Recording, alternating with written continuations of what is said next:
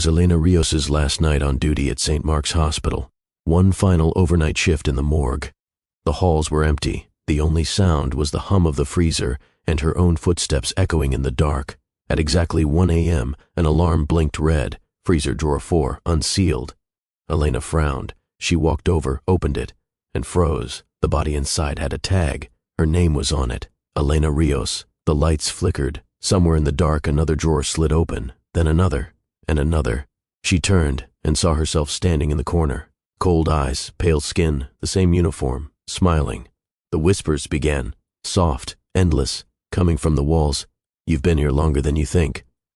She ran down the hallway, but every door led back to the same room. The same drawers, the same name. When the lights finally stopped flickering, the room was quiet again. Patient, Elena Rios. Time of death, 1 a.m.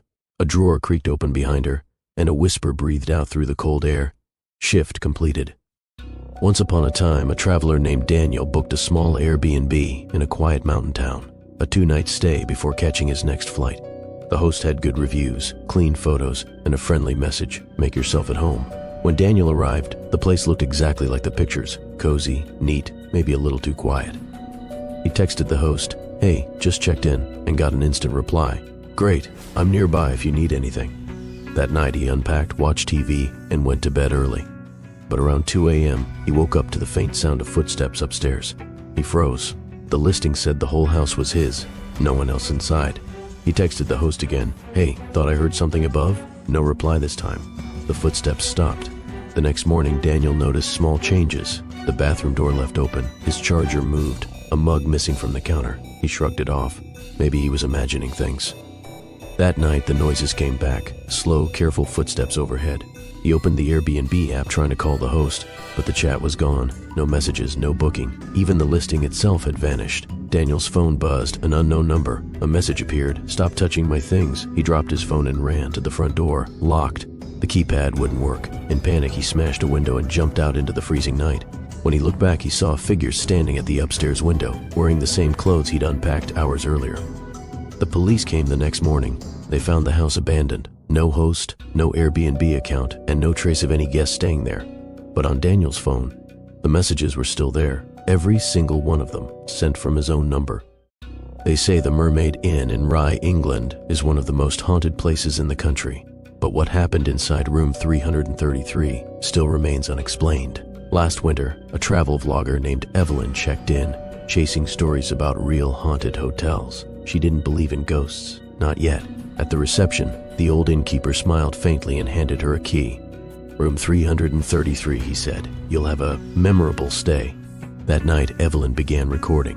The room looked old, wooden beams, flickering candles, the faint smell of salt and smoke. But her camera picked up something she couldn't see, a figure standing in the mirror. When she leaned closer, the reflection smiled, but she wasn't smiling. She woke at 3:33 a.m. 3 long scratches marked the wall beside her bed, and the air felt cold, like someone had just exhaled beside her ear. The next morning, she asked the locals.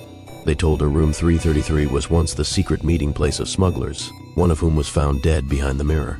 That night, whispers echoed from the floorboards. Her camera began recording on its own. When she checked the lens, she saw herself asleep in bed. But in the reflection, someone else was standing behind her. The next morning, Evelyn was gone. Only her camera remained, still recording static. Timestamp frozen at 3:33 a.m. The police searched room 333. No signs of struggle, no clues. Just that camera and the mirror, slightly warm to the touch. When they played the footage, they heard faint breathing. Then Evelyn whispering, "It's behind me." Right before the video ended, her reflection turned toward the lens, but Evelyn didn't.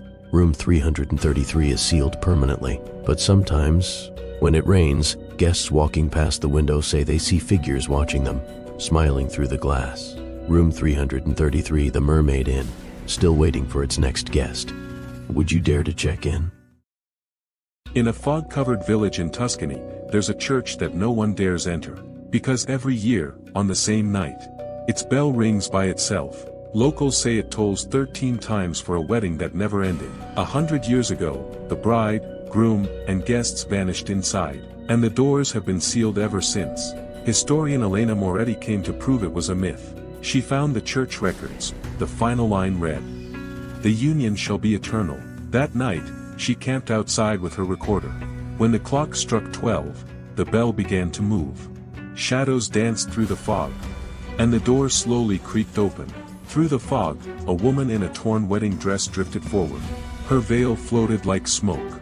And a faint voice whispered, "Come witness the vow."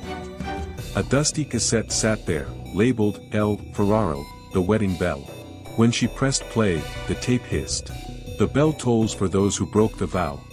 The bell rang 13 times. The door slammed shut. When villagers found her camera the next morning, the last frame showed her reflection, wearing the bridal veil, smiling. They say the bell still rings each November 12th. And now, if you listen closely, you can hear two voices laughing inside the church.